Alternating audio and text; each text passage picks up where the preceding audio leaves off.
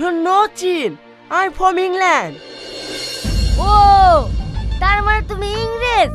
শালা ভারত দখল করতে এসছো, তোকে আমি শেষ করে দিই। ক্ষুদিরামের মতন আমিও বিশ্বরাম হব। এই ক্ষুদিরাম কে রে? ক্ষুদিরামকে চিনিস নি?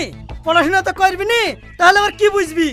এই শালা ইংরেজদের লাগি ক্ষুদিরাম বসু, বিনয় বাদল দীনেশ, প্রফুল্ল চাকি এরা সবাই দেশের জন্য প্রাণ দিছে।